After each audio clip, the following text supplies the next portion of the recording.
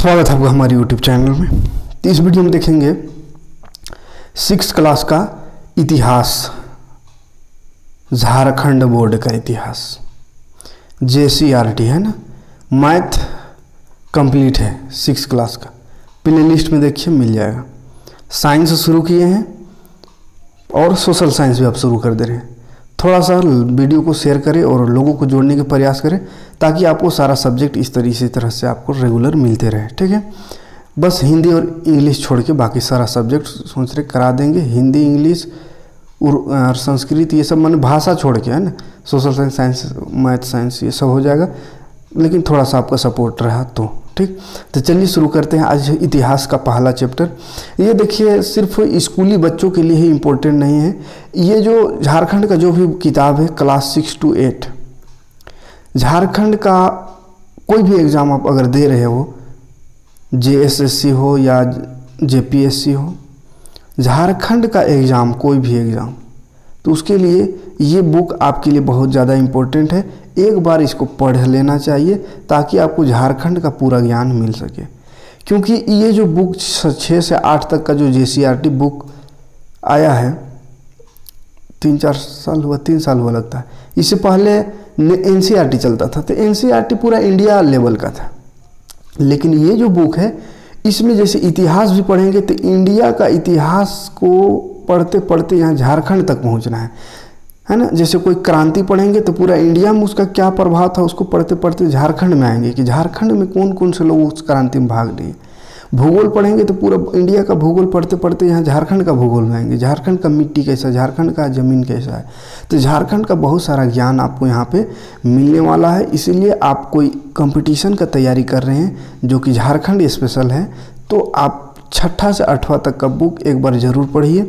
और बुक नहीं है समझना चाहते हैं अच्छे से तो वीडियो देखिए, है ना, और पूरा इसको समझने का प्रयास करें ताकि आपको भी एग्ज़ाम में बेहतर प्रदर्शन कर सके। ठीक है, तो चलिए शुरू करते हैं। पहला चैप्टर है कब, कहाँ और कैसे। इस चैप्टर में खाली हमको समझना है कि ये इतिहास क्या है, क्यों है, क्या फ़ायदा है इस इतिहास का। ठीक है, तो इतिहास का पहला चैप्टर शुरू करते हैं। एक फूलमणि है, उसकी जिज्ञासा को लेकर के इस चैप्टर को शुरुआत करते हैं। फूलमणि अपने घर के पास से गुजरती रेलगाड़ी को देख रही थी। अचानक उसके मन में सवाल उभरा, जब रेलगाड़ी नहीं थी तब लोग कैसे सफ़र करते होंगे। वह सोचने लगी कि इतनी पुरानी बात को कोई कैसे जान सकता है। जाहिर सी बात है, आप इस दौर में जन्म लिए हैं 21वीं सदी में, 20वीं सदी में, तो अभी के दौर के लोग जो हैं वो कैसे जानेंगे कि 100 साल पहले के लोग कैसे थे। रेलगाड़ी जब नहीं था तो लोग कैसे थे, मोबाइल नहीं था तो लोग कैसे थे, किसी प्रकार का कोई आने जाने का साधन नहीं था, गाड़ी नहीं थी तो कैसे लोग रहते थे, कैसे आना जाना करते थे। तो इन सभी बातों को कैसे जानिएगा। तो उन सभी बातों को जानने के लिए आपको इतिहास पढ़ना होगा। तो इतिहास किसी ने लिखा तो ये अच्छा काम किया। इतिहास रहता ही नहीं था, हम जान ही नहीं पाते कि हमारे पूर्वज कैसे रहे, कैसे वो लोग अपना जीवन को व्यतीत किए। हमारा जो पीछे के लोग हैं, पूर्वज है, उन लोगों का क्या स्थिति था, उन लोग के समय जो यहाँ का प्रकृति है वो कैसा था और आज कैसा है। तो ये सभी चीज़ों को जानकारी हमको इतिहास से मिलता है। ठीक है, तो चलिए शुरू करते हैं। इतिहास की दुनिया में कदम रखते हैं। आज दुनिया ने खूब तरक्की कर ली है। खूबसूरत सड़कें, ऊंची इमारतें आधुनिक समाज की प्रगति का मानक बन गया है। खूबसूरत सड़कें, ऊंची ऊंची इमारत, आधुनिक समाज, ये प्रगति यानी उन्नति का एक मानक दिख रहा है ना। यह विकास रातों रात नहीं हुआ बाबू। इंसानों ने बैलगाड़ी से हवाई जहाज तक का विकास यात्रा भी एक दिन में पूरी नहीं की है। ऐसा थोड़ी है कि एक दिन में, पहले जिसका बैलगाड़ी चलता था है, उस समय कोई सपना भी नहीं सोचा होगा कि हवा में उड़ने लगेगा आदमी। बैलगाड़ी से सफ़र करते थे, गाड़ी नाम का कोई चीज़ नहीं था, साइकिल भी नहीं था, बैलगाड़ी से सफ़र करते थे। बैलगाड़ी से कैसे साइकिल बना, साइकिल से मोटरसाइकिल बना, मोटरसाइकिल से और भी साइकिल, यानी गाड़ी बन गया पूरा। 3 चक्का, 4 चक्का, 17 चक्का, 18 चक्का, 20 चक्का। रेलगाड़ी कैसे बन गया? रेलगाड़ी तक तो ठीक है, अब हवाई जहाज में उड़ने लगे आदमी जहाज में बैठ के, तो कितना ज़्यादा बदलाव हुआ। तो क्या ये बदलाव रातों रात हो गया, एक दिन का काम में हुआ है? नहीं, हज़ारों साल लग गया इतना बदलाव होने में, ठीक है। तो ये हज़ारों साल की जानकारी कहाँ से मिलेगी? इतिहास पढ़ना होगा, है ना। यहाँ तक पहुँचने में हज़ारों साल लगे। किसी एक दिन की घटना की जानकारी के लिए हम समाचार पत्र, रेडियो, टेलीविज़न का सहारा ले सकते हैं। जैसे कल क्या हुआ उसको जानना हो तो हम रेडियो देख सकते हैं, टेलीविज़न, रेडियो में सुन सकते हैं, टेलीविज़न में देख सकते हैं, समाचार में देख सकते हैं, मोबाइल का दौर है, मोबाइल में देखेंगे कल क्या हुआ, न्यूज़ में देख सकते हैं। लेकिन बहुत वर्ष पहले क्या हुआ ये कैसे जानेंगे कि 100 साल पहले, 200 साल पहले क्या हुआ? उसका कोई थोड़ी बताएगा अभी न्यूज़। अब बताएंगे भी तक कहाँ से बताएगा? इतिहास पढ़ के ही बताएगा। इतिहास नहीं रहता तो थोड़ी वो भी जानता है ना। तो इतिहास 3 शब्दों से बना है, इति, ह और आस से मिलकर बना है, ठीक है, जिसका अर्थ होता है ऐसा निश्चित रूप से हुआ। इति, ह, आस मन निश्चित रूप से ऐसा हुआ है, उसी को इतिहास में पढ़ेंगे, मतलब जो जो हुआ है। अतीत की कहानी है इतिहास। इतिहास क्या है? अतीत की कहानी है। बीते दिनों के मानवों की इतिहास को इतिहास कहा जाता है, यानी बीते दिनों के इंसान को की जो कहानी थी, हमसे पहले जो लोग आए और चले गए, उन लोग का जो कहानी है वही इतिहास है। वर्तमान को समझने के लिए इतिहास का महत्वपूर्ण योगदान रहा है, और अभी वर्तमान में क्या चल रहा है उसको समझने के लिए आपको इतिहास समझना होगा। हमारे पूर्वजों के जीवन कैसा था, उन्हें किन परेशानियों का सामना करना पड़ता था, उनका हल वे कैसे निकालते थे, कोई परेशानी आता था तो उसका हल कैसे निकालते थे, अतीत में लोग कहाँ रहते थे, वे लोग क्या खाते थे, उनका पहनावा कैसा था, उनके घर की बनावट कैसी थी। उस समय शासक की अतिरिक्त व्यापारी, कारीगर, किसान, पुरोहित, मजदूर सभी समाज के महत्वपूर्ण अंग होते थे। उनके विषय में जाने बिना हम उस समाज को सही ढंग से नहीं समझ सकते हैं। इसलिए इतिहास में अब समाज के केवल उच्च वर्गों का ही नहीं बल्कि निचले स्तर के लोगों के कार्यों और रुचियों को भी जानने का प्रयास किया जाता है ना। तो सभी लोगों को जानने की प्रयास अब इतिहास में किया जाता है। ऐसे नहीं खाली उच्च लोगों को, माने राजा प्रजा का जिक्र है और आम लोगों का जानकारी ना रहा। आम लोग का जानकारी अगर इतिहास में ना दिया जाए तो फिर कैसे जानेंगे आगे आने वाले पीढ़ी कि आम लोगों का जीवन कैसा था। राजा प्रजाओं का जीवन तो सब जानता है, ठीक है। तो इसलिए इतिहास में कोशिश अब हो रहा है कि बड़े लोगों के साथ साथ आम लोगों का भी जीवन शैली यहाँ पे दर्शाया जाए। इसी चरण में ये JCRT जहाँ पे झारखंड के वो इतिहास को बताया गया है जो कि राष्ट्रीय इतिहास में वो दर्जा नहीं मिला, उस इतिहास को जानने का मौका हमको ये JCRT किताब देता है। इसलिए आप नॉलेज की दृष्टि से कोई भी एग्ज़ाम की तैयारी कर रहे हैं, पढ़ाई लिखाई से जुड़े हैं, तो आप 6 से 8 क्लास का बार बार बोल रहे हैं, पढ़िए एक बार ज़रूर, है ना। हम भी नहीं पढ़े थे तो नहीं जानते थे, लेकिन जब पढ़ाने लगे हम, तो मेरा सब्जेक्ट मैथ है और साइंस है। मैथ साइंस तो पढ़ा रहे हैं, मैथ साइंस से झारखंड रहे इतिहास झारखंड का रहे कि इंडिया का रहे कोनो, मैथ साइंस तो सब एक है। लेकिन जब इतिहास को ऐसे पढ़ाने के लिए जब पढ़ने लगे तो यहाँ पे हमको मिला कि बहुत ही अच्छी जानकारी यहाँ पे मौजूद है झारखंड को लेकर के, खास करके अपना राज्य को लेकर के। अपना राज्य के बारे में नहीं जानिएगा तो फिर क्या है, तो इसलिए पढ़िए, है ना। हाँ, कहाँ तक ये वास्तव में पहले इतिहास में ज़्यादातर तारीखी घटनाओं, विशेषकर राजनीतिक घटनाओं की भरमार रहती थी। मतलब पहले इतिहास में ज़्यादातर मतलब कुछ एकदम बहुत इम्पोर्टेंट तारीख है, घटना है, कुछ घटना, युद्ध हुआ, कुछ किसी से कहीं हैं, राजा पर जब युद्ध तो चलते रहता था ना पहले, तो बस युद्ध और बड़े बड़े घटनाओं को वहाँ पे इतिहास में दर्जा दिया जाता था पहले, है ना। अब इतिहास में जीवन से जुड़े विभिन्न पहलुओं का अध्ययन किया जाता है। लेकिन अब जो इतिहास है, अब इतिहास जीवन के हर पहलू का अध्ययन किया जाता है। इतिहास के जानकार को इतिहासकार कहा जाता है, और जो इतिहास को जानता है उसको क्या बोलते हैं? इतिहासकार कहते हैं। यदि आप हजारों साल पहले गुफा में जिंदगी गुजारते तो आपके पास खाने के लिए क्या साधन होते? यह जीवन कष्टकारी होता या आनंदमय होता? ये आपको सोचना है। सोचिए कभी कि अभी जो आप देख रहे हैं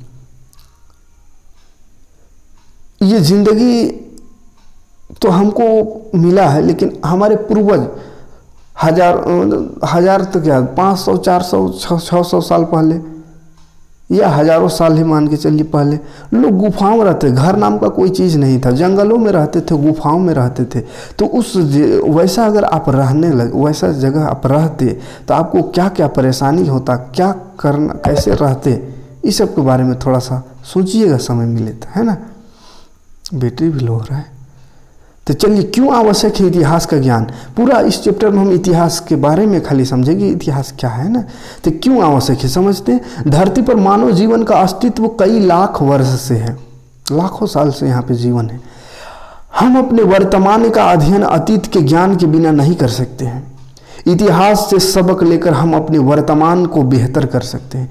इतिहास से हमको सीख मिलता है कि इतिहास ने ये गलती किया था जिसका हर्जाना ये उसको मिला था, तो हम ये गलती ना करें ताकि हमको इसका भुगतना ना पड़े, इस गलती का, है ना, हर्जाना ना भुगतना पड़े।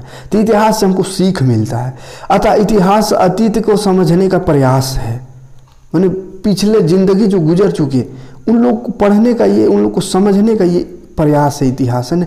इतिहास में हम ना सिर्फ अपने देश के बारे में पढ़ते हैं बल्कि दुनिया के अन्य देशों के बारे में भी पढ़ते हैं कि कैसे अन्य देश के लोग रहते थे, है ना, कैसे वो देश तरक्की किया, हमें क्या करना चाहिए ताकि हम भी उनके जैसा तरक्की करें, या कोई देश तरक्की नहीं कर पाया, बर्बाद हो गया, तो हमको क्या करना चाहिए ताकि अपनी बर्बादी को रोक सके, है ना। तो इतिहास पढ़ने से ये सब मिलेगा। और उनकी संस्कृति से परिचित होते हैं, यानी अलग अलग देश की क्या क्या संस्कृति है और क्या थी, क्या है, सभी से परिचित होते हैं। महान लोगों की जीवनी और उनकी शिक्षाओं को पढ़कर उनसे प्रेरणा प्राप्त करते हैं। महान लोगों का जिक्र भी यहाँ पे इतिहास में मिलता है ताकि उनकी जीवनी, उनके जीवन को पढ़े और हमें शिक्षा मिले उनके जीवन से और अपने आप को आगे बढ़ाएं, है ना, प्रेरित हो, मोटिवेशन मिले। ठीक है, देखिए आगे बढ़ते हैं तो हम देखेंगे कि लोग कहाँ रहते थे। जिस इतिहास की हम बात कर रहे हैं उस इतिहास में लोग कहाँ रहते थे। प्रकृति ने भारत को एक विशिष्ट भौगोलिक स्वरूप प्रदान किया है। उत्तर में हिमालय पर्वत एक ऊंची दीवार के समान इसकी रक्षा करता है। तो भारत सही में मानव देखा जाए तो भारत का भौगोलिक जो संरचना है वाकई में प्रकृति का एक बहुत बड़ा देन है कि भारत को एक प्रकृति रूप से भी भारत को सुरक्षा कर रखने का बहुत ही बढ़िया ये बन गया है ना। भारत का जैसे ऊपर में देखें तो पूरा हिमालय पर्वत है, घेरे हुआ है। सुरक्षा, भारत की सुरक्षा में प्राकृतिक चीज़ों का बहुत बड़ा हाथ है। जैसे पर्वत, पूरा पहाड़ घेरे हुआ है भारत को ऊपर से, है, शत्रुओं से रक्षा कर रहा है। एक तरफ नीचे आएंगे तो पूरा समुंदर है, वहाँ से शत्रु की रक्षा हो रही है। ठीक है, पूर्व पश्चिम एवं दक्षिण में विशाल सागर यानी समुद्र है। भारत के लाखों वर्ष पहले से लोग नर्मदा नदी के तट पर रहते थे। भारत में लाखों वर्ष पहले लोग नर्मदा नदी के तट में यानी किनारे में रहते थे। मानचित्र 1 में नर्मदा नदी का पता लगाइए। अपने भोजन के लिए वे लोग जड़, फल, जंगल व अन्य उत्पाद का संग्रहण किया करते थे, है ना। अपने भोजन वो लोग कैसे करते थे, जड़ों को खाते थे, फल, जंगल के अन्य उत्पाद, है ना, वही सब खाते थे। खाना पकाना बढ़िया से डेगची बर्तन तो था नहीं, है। उत्तर पश्चिम की ये नक्शा देखिए, ये नक्शा दिख रहा है,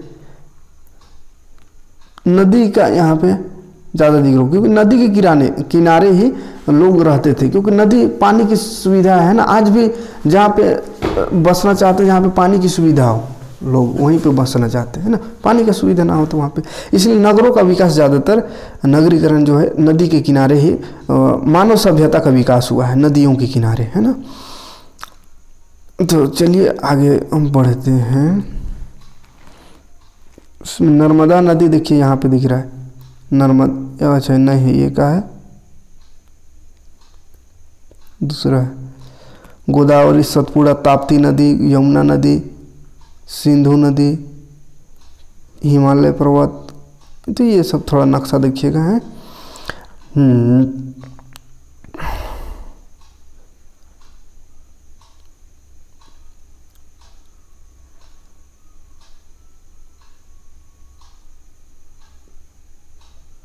सुलेमान और किरथर पहाड़ियों का पता लगाइए, बोल रहा है। सुलेमान पहाड़ी का नहीं रहे भैया,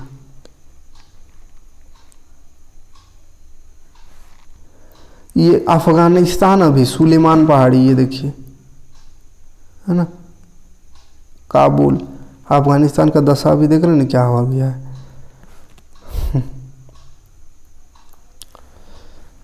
तो चलिए आगे बढ़ते हैं। इसी क्षेत्र में कुछ ऐसे स्थान हैं जहां लगभग 8000 वर्ष पूर्व गेहूं और जौ की फसलों का उपजाना प्रारंभ किया गया। फसल के उपजाना भी प्रारंभ इसी क्षेत्र में हुआ था 8000 वर्ष पहले लगभग, है ना। उन्होंने भेड़ बकरी और गाय बैल जैसे पशुओं का पालतू बनाना शुरू किया, पालना शुरू किया। ये लोग गांव में रहते थे। उत्तर पूर्व में गारो तथा मध्य भारत में विंध्य पहाड़ियों का पता लगाइए, वहाँ नक्शा में दिखेगा, देखिएगा। ये कुछ ऐसे क्षेत्र थे जहाँ कृषि का विकास हुआ, जहाँ सबसे पहले चावल उपजाया गया, है ना। मानचित्र वन में गंगा तथा सोन नदी की तलाश कीजिए, गंगा और सोन नदी भी मिलेगा। गंगा के दक्षिण में इन नदियों के आसपास के क्षेत्र को प्राचीन काल में मगध नाम से जाना जाता था। प्राचीन काल में मगध कहते थे, है ना। इसके शासक बहुत शक्तिशाली थे। इन्होंने एक विशाल राज्य की स्थापना की थी। लोगों ने हमेशा उपमहाद्वीप के एक हिस्से से दूसरे हिस्से तक यात्राएं की। ऊंचे पर्वत, पहाड़ियां, रेगिस्तान, नदियां और समुद्रों के कारण यात्रा जोखिम भरी रही। यात्रा बहुत सारी हुई लेकिन जोखिम भरी है, नदी पहाड़ होने के कारण, पर्वत। फिर भी ये यात्रा उनके लिए असंभव नहीं था। पहाड़ी दर्रे भी संपर्क के रास्ते थे और सदियों तक लोग इनसे दोनों ओर आते जाते रहे हैं। ये पहाड़ी दर्रे विचारों एवं संस्कृति के आदान प्रदान के भी मार्ग बने। लोग काम की तलाश में तो कभी प्राकृतिक आपदाओं के कारण एक स्थान से दूसरे स्थान जाया करते थे। तो दर्रा क्या होता है, पहाड़, दो पहाड़ है उसके बीच में रास्ता है, उसको दर्रा कहते हैं ना, पहाड़ों के बीच में पतला रास्ता। तो दर्रों से आना जाना लोग करते थे। सेनाएं दूसरे क्षेत्रों पर विजय प्राप्त करने के उद्देश्य से यात्रा करते थे। सेना क्यों जाता था? दूसरे क्षेत्रों को जीतने के लिए, है ना।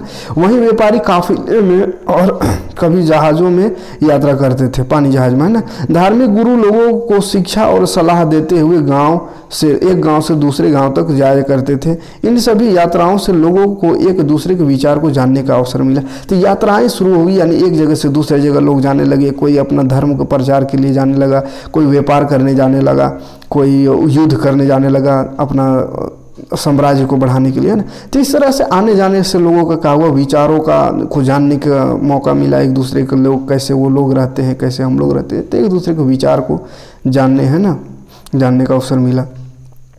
आज लोग यात्रा क्यों करते हैं? देखिए आज क्यों करते हैं, पहले का तो क्यों करते हैं वो देखें, आज क्यों करते हैं पता लगाइए। तो आज भी वही सब कारण है ना। खाली आज एक युद्ध वाला कारण नहीं है ना। युद्ध वाला वैसा कारण अब नहीं है। देश के नाम देखिए, अपने देश के लिए हम इंडिया तथा भारत जैसे नामों का प्रयोग करते हैं। हमारा देश इंडिया कहते हैं, भारत कहते हैं। इंडिया शब्द इंडस से निकल रहा है, इंडस, जिसे संस्कृत में सिंधु कहा जाता है, सिंधु नदी, है ना। ईरानियों और यूनानियों ने सिंधु को हिंदोस अथवा इंडोस और इस नदी के पूर्व में स्थित भूमि प्रदेश को इंडिया कहा। तो सबसे पहले यूनानियों ने इसको कहा था, ईरान के लोग और यूनान के लोगों ने सिंधु नदी को हिंदोस नाम दिया था, और इंडोस, ईरानियों ने हिंदोस और यूनानियों ने इंडोस, और यही हिंदोस और इंडोस से बन गया इंडिया, और हिंदोस से हिंदुस्तान बन गया। भारत नाम का प्रयोग उत्तर पश्चिम में रहने वाले लोगों के एक समूह के लिए किया जाता था, जिसका उल्लेख ऋग्वेद में भी मिलता है। भारत उत्तर पश्चिम में रहने वाले लोगों के लिए किया गया था ना, जो ऋग्वेद में भी है। बाद में इसका इस्तेमाल देश के लिए होने लगा, पूरे देश के लिए बाद में इसका इस्तेमाल हुआ। अरबों में इस धरती को अल हिंद और तुर्कों ने हिंदुस्तान कहा। तुर्कों ने इस सरजमी को हिंदुस्तान कहा था और अरब के लोगों ने अल हिंद कहा था इसे, ठीक है। हाँ, तो नाम समझ में आ रहा है कहाँ कहाँ से क्या हुआ। वर्तमान में आप देखिए झारखंड, देखिए बराबर बोल रहे, भारत को लेकर के यहाँ पे झारखंड का दिया हुआ बड़ा बढ़िया है ना। तो यहाँ देखिए झारखंड, वर्तमान में झारखंड का नाम भी प्राचीन काल से परिवर्तित होता रहा है। विभिन्न ग्रंथों में झारखंड का उल्लेख मिलता है। इस क्षेत्र का उल्लेख ऐत्रीय ब्राह्मण में भी मिलता है। ऐत्रीय ब्राह्मण में पुंड्र प्रदेश कहा गया है झारखंड को, है ना। और वायु पुराण में मुरनड कहा गया है, विष्णु पुराण में मुंड कहा गया है। झारखंड का नाम देखिए कैसे कैसे नाम था इतिहास में। भागवत पुराण में किक्कट प्रदेश कहा गया। महाभारत के दिग्विजय पर्व में झारखंड को पुंडरीक देश व पृष्ठ पशु भूमि कहा गया है ना। तो झारखंड के भी अलग अलग इतिहास में अलग अलग नाम रहा है। पुराने समय में भारत को किन किन नामों से जाना जाता था, तो जिक्र किया अभी, बताएं। आगे देखिए, भारतीय उपमहाद्वीप। भारत दक्षिण एशिया में स्थित भारतीय उपमहाद्वीप का सबसे बड़ा देश है। भारतीय उपमहाद्वीप का सबसे बड़ा देश भारत है। भारत क्षेत्रफल की दृष्टि से विश्व के 7वां और जनसंख्या की दृष्टि से विश्व का दूसरा बड़ा देश है। जनसंख्या देखा जाए तो सबसे बड़ा चीन के बाद भारत है दूसरा नंबर में, और इनका क्षेत्रफल देखा जाए तो 7वां नंबर पे आता है भारत दुनिया में, है ना। दक्षिण एशिया को विशालता और एशिया तथा एशिया महाद्वीप के शेष भाग से समुद्रों, पहाड़ों और पर्वतों के द्वारा पृथक होने के कारण उपमहाद्वीप की संज्ञा दी गई। तो उपमहाद्वीप, ये जो दक्षिण एशिया है उसको उपमहाद्वीप क्यों दिया गया, तो इसमें बड़े बड़े विशाल पर्वत है ना, समुद्र है, पहाड़ी पर्वत है, जिसके कारण ये थोड़ा सा अलग हो जाता है एशिया से, इसलिए इसको बोलते हैं उपमहाद्वीप। क्योंकि इस क्षेत्र का सबसे बड़ा देश भारत है, इसीलिए फिर नाम पड़ गया भारत उपमहाद्वीप, भारतीय उपमहाद्वीप, है ना। तो उपमहाद्वीप क्यों पड़ा, क्योंकि पहाड़, पर्वत, नदी ने मतलब बड़ा बड़ा समुद्र से ये मतलब एक अलग हो गया है, अलग है, अलग खंड बन गया है, तो इसलिए उसको उपमहाद्वीप कहा गया। महाद्वीप का छोटका है ना, महाद्वीप में एशिया, यूरोप ये सब आ गया, तो एशिया का ही ये उपमहाद्वीप है। और इसमें भारतीय उपमहाद्वीप क्यों कहा गया, क्योंकि इस उपमहाद्वीप में सबसे बड़ा देश भारत है। बाकी पाकिस्तान, अफगानिस्तान, इधर म्यांमार और क्या है, बांग्लादेश, भूटान, नेपाल, ये सब है तो छोटा छोटा देश है, इसलिए भारत ही बड़ा देश है, तो इसलिए इसको भारतीय उपमहाद्वीप कहा गया है। ठीक है, चूंकि इस क्षेत्र का सबसे बड़ा देश भारत है, अतः इसे भारतीय उपमहाद्वीप कहा जाता है। इसके अंतर्गत अन्य देश आता है, पाकिस्तान, बांग्लादेश, नेपाल, भूटान, श्रीलंका, ये सब। ठीक है, काल निर्धारण। देखिए, काल निर्धारण समझते हैं। काल के आधार पर इतिहास को 3 भाग में बांटा गया। काल माने समय, समय है ना, समय भूतकाल, भविष्यकाल होता है ना, वर्तमान काल, तो वही काल, समय। समय के आधार पर अगर देखा जाए तो इतिहास को 3 भाग में बांटा गया है। एक को बोलते हैं प्राग ऐतिहासिक काल, दूसरा होता है ऐतिहासिक काल, और तीसरा होता है आद्य ऐतिहासिक काल। ठीक है, लिखने की कला सीखने से पहले भी मानव लाखों वर्ष तक इस धरती पर रह चुके हैं। जिस काल में मनुष्य का कोई लिखित साक्ष्य नहीं मिलता उसको प्राग ऐतिहासिक काल कहते हैं। ठीक है, याद रखिएगा, प्राग ऐतिहासिक काल किसको कहते हैं, तो इतिहास का वह काल जिसमें लोग लिखने नहीं जानते हैं, जिसका लिखित प्रमाण नहीं मिला है। लोग रहते थे लेकिन लिखित प्रमाण उसका नहीं है, लिखना वो लोग नहीं जानते थे। जाने कैसे वहाँ के लोग कैसे रहते थे उस समय के लोग, तो पत्थरों यानी पुरातात्विक स्रोतों से, पत्थरों और अन्य कुछ कुछ औजार मिले, उनसे पता चला कि ये लोग कैसे रहते थे। तो उस दौर के इतिहास को प्राग ऐतिहासिक काल कहते हैं, जिसमें लिखने नहीं जानते थे। बाद में मानव ने लिखना शुरू किया। मानव की प्रगति की कहानी के उस भाग को इतिहास कहते हैं। जब लिखना शुरू किया तो उसको ऐतिहासिक काल कहते हैं। ठीक है, जिसके लिए लिखित विवरण मिलते हैं। आदि ऐतिहासिक काल उसे कहा जाता है जिसमें लिखित साक्ष्य मिले हैं लेकिन उसे अभी तक पढ़ा नहीं जा सका है। और आदि ऐतिहासिक काल क्या है, तो उसमें लिखित तो मिल गया, लिखित प्रमाण मिले, लेकिन क्या लिखा गया आज तक कोई पढ़ने नहीं सका है उस दौर का लिखना, जो लिखावट है उसको। ठीक है, आए बात समझ में। प्राग ऐतिहासिक काल में लिखने नहीं जानते थे, ऐतिहासिक काल आया तो उसमें लिखने जाने, जो लिखने जानते थे जिस दौर में, उसी दौर को ऐतिहासिक काल कहा गया है। और उसमें आद्य ऐतिहासिक काल आता है जिसमें लिखित तो है भाव, उस समय का लिखित मौजूद है लेकिन पढ़ नहीं पाया आज तक लोग। जैसे ये एक लिखित देखिए उस समय का, ताड़पत्र में बनी पांडुलिपि का एक पृष्ठ, ये पांडुलिपि में एक पृष्ठ बना है, लिखना जान गए मतलब उस समय। अतीत की जानकारी अब देखते हैं। अतीत को जानने के लिए कई माध्यम हैं जिसकी सहायता से हम हजारों साल पहले की बातों को जान सकते हैं। पुस्तक एक प्रमुख साधन है, माध्यम है। उस जमाने में आज की तरह प्रिंटिंग मशीन नहीं थी, उस जमाने में तो प्रिंटिंग मशीन नहीं था, इसलिए इन पुस्तकों को हाथ से लिखा जाता था, जिसे हम पांडुलिपि के नाम से जानते हैं। हाथ से जो लिखा जाता था उसी को पांडुलिपि। अब तो मशीन का दौर आ गया, खटाखट टाइप करके लिख देते हैं। ठीक है, जिसे हम पांडुलिपि कहते हैं, जो लिखित होता है हाथ से। पांडुलिपि को अंग्रेजी भाषा में मेन्यूस्क्रिप्ट कहा जाता है। ठीक है, मेन्यूस्क्रिप्ट कहा जाता है, माने आदमी द्वारा लिखा, हाथ से लिखा हुआ, जो लैटिन शब्द मेन्यू से बना है जिसका अर्थ हाथ होता है। ठीक है, ये पांडुलिपि प्रायः ताड़ पत्रों अथवा हिमालय क्षेत्र में उगने वाले भ्रुज नामक पेड़ के छाल से विशेष रूप से तैयार भोजपत्र पर लिखा जाता था। तो उसमें कागज भी थोड़ी था, तो पत्ता उत्ता में लिखा जाता था, पेड़ का छाल उल में, है ना। इतने वर्ष में कई पांडुलिपियां नष्ट हो गई और फिर भी कुछ पांडुलिपियां आज भी सुरक्षित है। तो इतना साल हो गया, लाखों साल, तो बहुत सारे नष्ट हो गए, लेकिन कुछ आज भी मौजूद है। इतिहास की जानकारी के लिए पुस्तकें एक सशक्त माध्यम है। इतिहास को जानना है तो सबसे बड़ा माध्यम क्या? पुस्तक, लिखित ब्यौरा, है ना। पुस्तक पढ़ी, किताब पढ़िए, तब न मिलेगा इतिहास की जानकारी। वेद भारत का सबसे पुराना ग्रंथ है। उपनिषद, महाकाव्य, रामायण और महाभारत जिसको बोलते हैं, पुराण, बौद्ध और जैन धर्म साहित्यों से भी इतिहास की जानकारी मिलती है। इसमें धार्मिक मान्यताओं एवं व्यवहारों, राजाओं की जिंदगी, औषधियों का भी चर्चा मिलता है। ठीक है, तो ये धार्मिक जो किताब है वहाँ से भी इतिहास की जानकारी मिलती है। चंद्रगुप्त मौर्य की प्रधानमंत्री चाणक्य की रचना अर्थशास्त्र व कश्मीरी कवि कल्हान की राजनीति तरंगिनी जैसे गैर धार्मिक पुस्तकों से भी भारतीय इतिहास को समझने में आसानी होती है ना। तो चाणक्य का किताब अर्थशास्त्र या कश्मीरी कवि कल्हन की किताब लिखा था तरंगिनी। तो इन सब जो ये सब धार्मिक किताब नहीं थे, तो ऐसा नहीं कि खाली धार्मिक किताब से इतिहास की जानकारी मिलेगा, गैर धार्मिक किताब से भी इतिहास की जानकारी मिलती है। कई विदेशी लेखकों ने भारतीय इतिहास के बारे में लिखा है। प्राचीन भारत के भारतीय इतिहास के बारे में ज़्यादातर जानकारी हमें पुरातात्विक स्रोतों से मिलती है। ठीक है, पुरातत्व विभाग द्वारा जुटाए गए सबूत से मिलती है।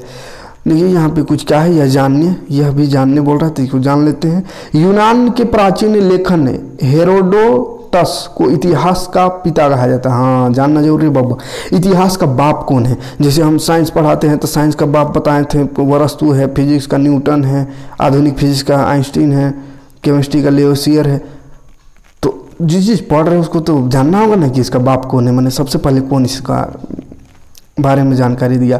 तो इतिहास की जानकारी सबसे पहले हेरोडोटस ने दिया, यूनान का था हेरोडोटस। तो इतिहास का बाप, इतिहास का पिता कहा जाता है हेरोडोटस को। ठीक है, उसने जो अपना किताब लिखा था उस किताब का नाम था हिस्टोरिका, है ना। इस किताब का नाम था हिस्टोरिका। इसमें 5वीं शताब्दी ईसा पूर्व में भारत फारस के संबंध का वर्णन किया था, भारत और फारस के संबंध का वर्णन किया था उस किताब में, है ना। तो इतिहास का बाप कौन? हेरोडोटस। आगे बढ़ते हैं।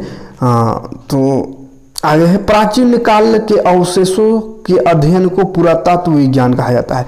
पुरातत्व विज्ञान क्या है? जिसमें प्राचीन काल का जो अवशेष है उस अवशेष को अध्ययन किया जाता है। ठीक है, अवशेषों में स्मारक है, मूर्तियां सब, सिक्का, मिट्टी के बर्तन, पत्थर तथा धातु का औजार, प्रतिमाएं यानी वही मूर्ति सब, स्मारक माने महल सब हुआ है ना, तथा अन्य प्रकार की चीजें शामिल है। ठीक, पुरातत्व के स्रोत में ये जैसे घड़ा है गया, यहाँ देखिए कुछ चित्रकला किया हुआ है, मूर्ति है। प्राचीन कालीन चांदी का सिक्का, वो सिक्का है ये।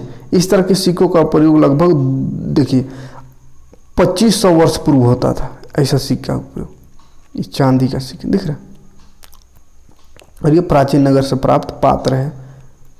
कितना लंबा है, खत्म कर दे कि चलिए खत्म कर देते, ज़्यादा लंबा नहीं। हाँ, स्मारक प्राचीन इमारत को कहते हैं। ठीक है, या मंदिर हो गया, मूर्ति जहाँ पे हो, मूर्तियाँ हो गया। स्मारक में प्राचीन इमारतें, मंदिर व मूर्तियाँ आती है। इनसे विभिन्न युगों के सामाजिक, धार्मिक और आर्थिक परिस्थितियों की जानकारी मिलती है। शिलाओं, खंभों, पत्थरों की दीवारों या मिट्टी तथा पत्थर के छोटे फलकों पर उकेरे गए लेख भी हमारी जानकारी महत्वपूर्ण माध्यम है। तो पत्थरों में खोद करके संरचना कुछ बनाई जाती थी, लिखा जाता था, तो वो भी एक माध्यम है जानकारी लेने का उस समय का। उत्कीर्ण लेखों के अध्ययन को एपिग्राफी कहा जाता है, हैं? लिखने की सबसे पुरानी प्रणाली हड़प्पा के मुद्राओं में पाई जाती है। सबसे पुरानी प्रणाली लिखने का हड़प्पा सभ्यता में, हड़प्पा के प्रणाली में पाया जाता है ना। लेकिन उसे पढ़ने में अभी तक सफलता नहीं मिली, लेकिन पढ़ नहीं पाया कोई हड़प्पा सभ्यता का जो लिखित मिला है उससे। सिक्के भी ऐतिहासिक जानकारी के स्रोत है। सिक्का भी से पता चलता है इतिहास उस समय कैसा था, है? प्राचीन काल में चांदी, सोना व तांबे के सिक्का प्रचलन में थे।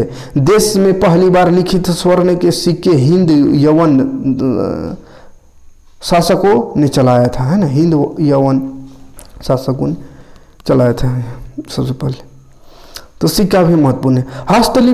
लिपियां भी प्राचीन काल में की जानकारी का एक स्रोत है। पाली और प्राकृत भाषाएं अब हमारे देश में कम बोली जाती है। कई किताबें संस्कृत और अरबी भाषा में है। दक्षिण भारत में बोली जाने वाले तमिल भाषा भी काफ़ी पुराना साहित्य मिलता है। तो बहुत सारा किताब उस समय का मिलता है। हस्तलिखित जो मिलता है वो ज़्यादातर संस्कृत में, अरबी में मिलता है और कुछ कुछ तमिल में भी मिलता है, ठीक है। सिक्के के अध्ययन को क्या कहते हैं, इसको जानिए। देखिए, यह जानिए, सिक्के के अध्ययन को न्यूमिस्मेटिक्स कहते हैं। न्यूमिस्मेटिक, याद रखिएगा, ये सब चीज़ को, बड़ा इंपॉर्टेंट चीज़ है, ठीक है। न्यूमिस्मेटिक्स पढ़ने नहीं जान रहे थे, याद कैसे होगा। न्यूमिस्मेटिक्स याद रखिए, न्यूमिस्मेटिक्स सिक्के का अध्ययन को है। अर्थात मुद्रा शास्त्र कहा जाता है हिंदी में। दक्षिण भारत में अरिकमेंडू पुदुचेरी नामक स्थान की खुदाई में रोमन सिक्के मिले हैं। पुदुचेरी जो है वहाँ का खुदाई में रोमन का सिक्का मिला है यहाँ पे भारत में, जिसे प्राचीन काल में रोग तथा दक्षिण भारत के बीच व्यापारिक संबंध का पता चलता है। रोग लिखा ले रहे, रोम है, रोम और दक्षिण भारत में जो संबंध था वो बताता है। ये सिक्का जो मिला इससे पता चलता है ना, क्योंकि ये कैसा सिक्का है, रोमन सिक्का है। इससे पता चलता है कि रोमन लोग यहाँ आते थे, वहाँ व्यापार चलता था उस रोमनों से। प्राचीन काल में झारखंड, आप देखिए भारत को जाने, अब झारखंड में आते हैं। प्राग ऐतिहासिक काल में छोटा नागपुर, वर्तमान में झारखंड जिसको बोलते हैं छोटा नागपुर, उस काल में कहा जाता था, घनघोर जंगल से घिरा था। भौगोलिक स्थिति में इस क्षेत्र में काफ़ी लाभ मिला। गुप्त वंश के शासकों और गौड़ शासक शशांक को छोड़कर प्राचीन भारत के किसी राजवंश ने इस क्षेत्र में अधिक समय तक शासन नहीं किया। इस क्षेत्र में कोई शासन ही नहीं कर पाते थे, पूरा जंगल झाड़ पहाड़ों से घिरा हुआ है ना। इसलिए यहाँ पे दो ही शासन ज़्यादा शासन कर पाए, एक गुप्त वंश और एक गौड़ शासक। झारखंड के विभिन्न जिलों में पाषाणकालीन औजार व उपकरण बड़ी मात्रा में प्राप्त हुआ है। पाषाणकालीन उपकरण औजार मन पाषाण काल में जब पत्थरों से लोग ये करते थे, पत्थर ही सब कुछ था उन लोग के लिए ना, उस समय के लोग, उस समय का बहुत सारा चीज़ मिलता है। पुरातात्विदों के अनुसार झारखंड में आदिकाल से मानव रहते आए हैं, मतलब बहुत समय पहले से रहते आए हैं। हजारीबाग जिले के इसको में एक समतल शिलाखंड का प्रयोग ऐतिहासिक मानव द्वारा की गई चित्रकारी का नमूना प्राप्त हुआ है। कई स्थलों में कुल्हाड़ी, फलक, बेंधनी, खुरचनी, बंधक, तक्षणी आदि पत्थर निर्मित हथियार प्राप्त हुए। तो झारखंड में ये सारा हथियार प्राप्त हुआ है उस समय का, है ना। और हजारीबाग का इसको में चित्रकारी भी कुछ मिला है ना। छोटा नागपुर के असुर जनजाति को सबसे पुरानी जनजाति माना जाता है। झारखंड के असुर जनजाति को यहाँ का सबसे पुराना माना जाता है। यहाँ उसके समय की ईंट पाई गई है। असुर जनजाति के समय का ईंट भी मिला है यहाँ, जिसकी लंबाई 17 इंच और चौड़ाई 10 इंच रहती थी और मोटाई 3 इंच। बहुत मोटा बड़का ईंटा है ना। ये प्रौढ़ ऐतिहासिक असुर सभ्यताएं एक ही कोटि की थी। रांची गजीटियर 1917 ईस्वी में असुर कालीन बहुत से अवशेषों के आधार पर यह निष्कर्ष प्रस्तुत किया गया है कि मुंडा, उरांव आदि जातियों के आगमन के पूर्व इस क्षेत्र में एक विभिन्न सभ्यता विकसित थी। एक भिन्न सभ्यता माने अलग सभ्यता थी। संभव है यह सभ्यता असुर जनजाति की रही होगी, है ना। तो अभी मुंडा, उरांव और अन्य जाति है, उसके आने से पहले ही उन लोगों से पहले अब बहुत सारी जाति थी। माने एक जाति पाया जाता है, एक जाति था उस समय जो सभ्यता का विकास की थी यहाँ पे, उसको माना गया है कि वो असुर जाति ही थी। प्राचीन काल में झारखंड से होकर वर्तमान उड़ीसा, मध्य प्रदेश और उत्तर प्रदेश तक अनेक रास्ते थे, है ना। उन मार्गों में सेना, व्यापारी और तीर्थयात्री गुजरते थे। थे। ठीक है, तो ये इतिहास के बारे में हमने पढ़ा। थोड़ा सा और क्या है उसको भी देख लेते हैं, थोड़ा सा ये, हाँ, आपने इतिहास में तिथि से पहले ईसा पूर्व BC या ईसवी लिखा देखा होगा। हाँ, इतिहास में दिखा, जैसे 1980 या 1890 ईसवी लिखल रहता है। कहीं कहीं ईसा पूर्व लिखा हुआ रहता है, इंग्लिश में BC। इसका मतलब क्या है समझ लेते हैं थोड़ा सा। ठीक है, तो ईसा पूर्व माने समझिए कि ईसा मसीह, यीशु जो थे ईसाइयों का जो गॉड जिसको मानते हैं, ठीक है, ईसा मसीह, तो उनके आने, जब दुनिया में आने से पहले का जो तिथि है उसको ईसा पूर्व कहा जाता है। यानी ईसा मसीह के आने का एक ईसा पूर्व है तो 1 साल पहले, 2 है तो उसके आने के 2 साल पहले, 3 है तो उनके आने के 3 साल पहले, 1000 है तो उनके आने के 1000 साल पहले। तो ये ईस्वी होता है, ईसा पूर्व होता है ना, ईसा पूर्व है ना, उनके आने से पहले का, ये उल्टा चलता है। ठीक है, यानी कहेंगे 100 ईसा पूर्व और 50 ईसा पूर्व में कौन पुराना है, तो पुराना होगा 100, है ना, 50 नहीं। और अभी का देखेंगे, कहेंगे 2000 में और 2020 में कौन पुराना है, तो 2000 पुराना है जो छोटा है, लेकिन इसमें उल्टा होगा, जो बड़ा होगा वो पुराना होगा ईसा पूर्व में। ठीक, वर्तमान में प्रचलित ग्रेगरियन कैलेंडर ईसाई कैलेंडर होता है, अभी जो चल रहा है ना, जूलियन कैलेंडर भी कहते हैं। ईसा मसीह के जन्म पर के पूर्व जन्म वर्ष पर आधारित है, मान जन्म हुआ उस समय से 1 ईस्वी, 2 ईस्वी, 3 ईस्वी ऐसा कहा गया। ईसा मसीह के जन्म के पहले के समय को ईसा पूर्व कहा गया है, before the birth of Jesus Christ. ईसा पूर्व में वर्षों की गिनती विपरीत दिशा मन उल्टा होती है ना, जैसे महात्मा बुद्ध का जन्म 563 ईसा पूर्व में हुआ था, यानी ईसा मसीह के जन्म से 563 वर्ष पहले महात्मा बुद्ध का जन्म हुआ था। ईसा मसीह के जन्म तिथि के आरंभ हुआ सन ईस्वी, है ना, सन ईस्वी कहलाता है, वो ईस्वी कहलाता है, ईस्वी सन, इसलिए इसे संक्षेप में ई लिखा जाता है। एडी यानी कि एनो डोमिनी का शाब्दिक अर्थ होता है in the year of Lord Jesus Christ, है ना, एडी लिखते हैं इंग्लिश में। वर्तमान में एडी का जगह CE तथा BC की जगह BCE के प्रयोग होता है। CE अक्षरों का प्रयोग कॉमन एरा तथा BCE का प्रयोग बिफोर कॉमन एरा के लिए होता है। कभी कभी अंग्रेजी के BP अक्षरों का प्रयोग भी किया जाता है, जिसका तात्पर्य बिफोर प्रेजेंट यानी वर्तमान से पहले है। तो ये सारा चीज़ों का ईस्वी में तारीख लिखने में उपयोग होता है। ठीक है, तो चलिए, उम्मीद है कि आज ये समझ में आया होगा कि इतिहास क्या है। तो इतिहास को थोड़ा सा समझने का प्रयास किया। यहाँ पे अगला चैप्टर से आपको यहाँ पे बढ़िया से इतिहास को जानेंगे। अभी बस समझे कि इतिहास क्या है, अब इतिहास के अलग अलग पहलुओं को अगले चैप्टर से समझेंगे। तो मिलते हैं नेक्स्ट चैप्टर में, नेक्स्ट वीडियो लेकर के। थोड़ा सा वीडियो शेयर कीजिए और लोगों को जोड़ने का प्रयास करें ताकि लगातार आपको वीडियो मिल पाए।